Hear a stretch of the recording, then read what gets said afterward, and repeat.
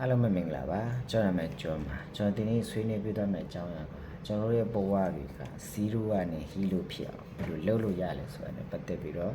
ကျွန်တော်ဒီနေ့ဆွေးနွေးပြသွားမှာဖြစ်ပါတယ်ဆိုတော့ကျွန်တော်ဒီနေ့ဆွေးနွေးပြသွားမယ့်ကောင်းစဉ်ကတော့အောင်မြင်ရှင်တဲ့လူတစ်ယောက်ဟာတဲ့သူ့ရဲ့လက်ထက်မှာငွေတစ်ပြားမှမရှိဘူးဆိုရင်ဘာတွေလုပ်လို့ရလဲပေါ့နော်ဘယ်ကနေစပြီးတော့ဘာတွေလုပ်လို့ရလဲဆိုရအကောင်းစဉ်နဲ့ပတ်သက်ပြီးကျွန်တော်မျှဝေပြသွားမှာဖြစ်တယ်အဲ့တော့ကျွန်တော်ရဲ့experience တစ်ခုအနေနဲ့ပေါ့နော်ဒီဗီဒီယိုကိုကျွန်တော်မျှဝေပေးတာဖြစ်တယ်အဲ့တော့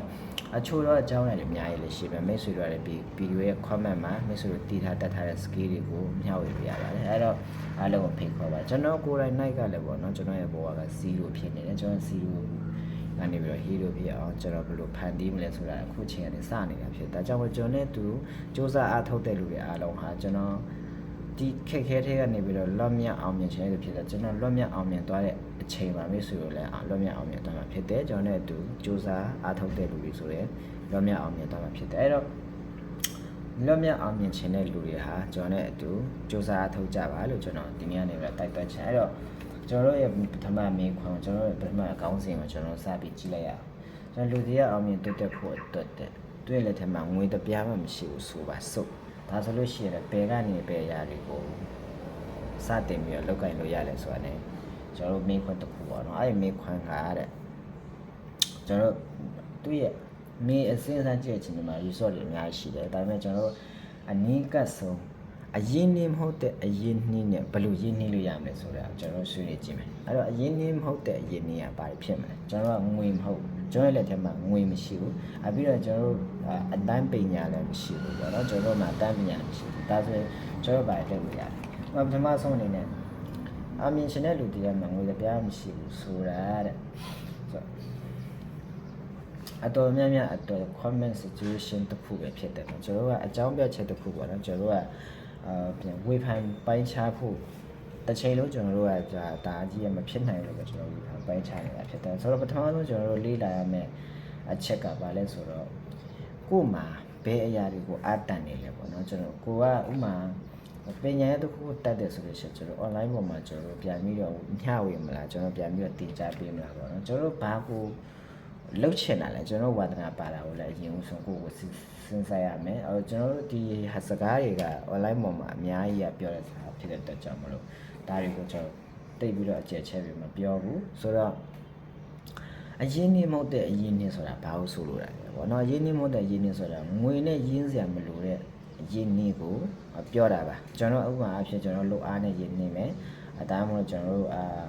့ကျွန်တော်လောက်ခလာစားနေပေါ့နော်လောက်ခလာစားလေးစုပြီးတော့ဗာလောက်မလဲပေါ့နော်ဥပမာဆိုလို့ရှိရင်ကျွန်တော်ရဲ့လက်ထဲမှာဖုန်းတစ်လုံးရှိရဆိုလို့ရှိရင်အဲ့ဖုန်းနဲ့ဘယ်လိုပညာရပ်တီကိုကျွန်တော် live ပေါ်မှာလေ့လာသင်ယူလို့ရတယ်ဥပမာကျွန်တော်digital နဲ့ပတ်သက်တဲ့ digital marketing နဲ့ပတ်သက်တဲ့ပညာရပ်တစ်ခုခုကိုကျွန်တော် live ပေါ်နဲ့လေ့လာသင်ကြားနေဆိုတော့အဲ့ကျွန်တော်တို့ဥပမာအချိန်ပေးလိုက်ရတာတစ်နှစ်ဖြစ်မယ်အမှ2နှစ်ဖြစ်မယ်3နှစ်ဖြစ်မယ်အဲ့အချိန်မှာကျွန်တော်တို့အောင်မြင်ခြင်းရဲ့သူကအမြဲတမ်းအချိန်ကိုကျွန်တော်တို့ကအရင်ဆုံးပေးစားမှာဖြစ်တယ်အဲ့တော့ကျွန်တော်ပညာရေးသူကိုလေ့လာတင်ကြားပြီးပြီဆိုလို့ရှိရင်ကျွန်တော်အဲ့ပညာရနဲ့ကျွန်တော်live ပေါ်နေပြီးတော့ဒီ digital marketing လုပ်လို့ရတယ်ကျွန်တော်ပတ်စံပြန်ရှာရတယ်ကျွန်တော်ဆိုလို့ရှိရင်2016ခုနှစ်ကနေပြီးတော့ဒီပညာရတွေလေ့လာခဲ့တာဖြစ်တယ်ကျွန်တော်ကတင်တန်းနဲ့တက်ခဲ့ရလည်းမဟုတ်ဘူးဒီဟာတွေကိုကျွန်တော်ရဲ့လက်တွေ့စာတွေ့ပေါ့နော်ကိုတွေ့လက်တွေ့စာတွေ့ကျွန်တော်လေ့လာသင်ယူခဲ့တဲ့ကျွန်တော်ရဲ့ကိုယ်ပိုင် experience ဖြစ်တဲ့အတွက်ကြောင့်ပေါ့နော်ဒါတွေကိုကိုယ်နဲ့စာပြီးတော့ကျွန်တော်မိတ်ဆွေတွေနဲ့တူဒီ skill တွေကိုတုံးပြီးတော့ကြော်လွှားဖြတ်တန်းပြမှာဖြစ်ပါတယ်အဲ့တော့ဒီခက်ခဲတွေကိုကြော်လွှားဖြတ်တန်းပြမှာဖြစ်အဲ့တော့အရင်နေမဟုတ်တဲ့အရင်နေလို့ဆိုတဲ့အခါမှာကျွန်တော် content creator တွေဖြစ်နိုင်တယ်ကျွန်တော်ဥပမာဆိုလို့ရှိရင်ကျွန်တော်တို့line ပေါ်မှာပေါလို့ပဲစားဘာမှအသိပဲမရှိတဲ့ဟာတွေလည်းသူတို့ကတင်မယ်ဗီဒီယိုလိုက်ပြီးတော့တင်မယ်ကျွန်တော်ဒီဟာတွေကလူတိုင်းပြောနေတဲ့စကားဆိုပေမဲ့တကယ်အနှစ်သာရဖြစ်ဖို့ရတော့ကျွန်တော်စဉ်းစားကြည့်မယ်ဆိုလို့ရှိရင်ကျွန်တော်ပထမဦးဆုံးကျွန်တော်တို့လူတယောက်ချင်းစီမှာတွေ့မြင်နေတဲ့အခက်အခဲတစ်ခုကကျွန်တော်လူတွေရှေ့မှာကင်မရာရှေ့မှာကျွန်တော်ထောက်မပြနိုင်တာကျွန်တော်တို့ရဲ့ကိုယ်ပိုင် skill တွေကိုလူတွေကိုမပြချင်နိုင်ဘောနော် public ကိုမ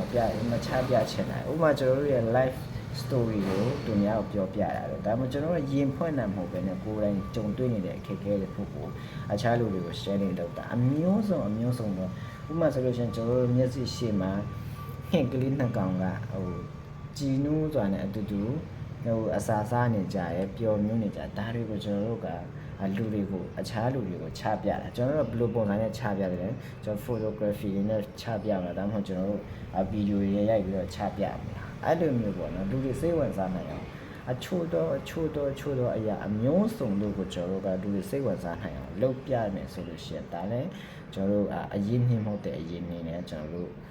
ဝန်ဝင်ရှာနေတာဖြစ်ပါတယ်ကျွန်တော်ဒီနေရာကျွန်တော်ရဲ့ main ပိုင်းကကျွန်တော်ပြောချင်တဲ့ main ပိုင်းကကျတော့ဒီအရင်နှင်းမဟုတ်တဲ့အရင်နှင်းဆိုတာဘာလဲဆိုတာကိုကျွန်တော်ချပြတာဖြစ်တယ်အဲ့တော့ဒီအကြောင်းအရာနဲ့ပတ်သက်ပြီးတော့အသေးစိတ်သိရှင်တဲ့သူတွေအတွက်ကတော့ဗောနော်ကျွန်တော်နောက်ဗီဒီယိုမှာပြန်တင်ပေးမှာဖြစ်တဲ့ဒီနေ့ကတော့ဗီဒီယိုရှင်းသွားလို့ရှိရင်လူတွေနားထောင်ချင်မှာဟုတ်အားလုံးကိုကျေးဇူးတင်တယ်ကျွန်တော်တို့အောင်မြင်တိုးတက်ဖို့အတွက်ပို့ကျွန်တော်ရဲ့ပို့က0ကနေပြီးတော့ဟီလိုပြောင်းပြီးတော့လုပ်မယ်ဆိုတာကိုကျွန်တော်ရဲ့ဒီ account ထဲကနေပြီးတော့ကျွန်တော်တင်ပေးတော့မှာဖြစ်တဲ့ကြောင့်မလို့အားလုံးကိုကျွန်တော် follow လုပ်ပြီးလို့ရပါတယ်စိတ်ဝင်စားတဲ့လူတွေအားလုံး follow လုပ်လို့ရပါတယ်အားလုံးကျေးဇူးတင်ပါတယ်ကျွန်တော်နာမည်ကျွန်တော်ခေါ်ပါတယ်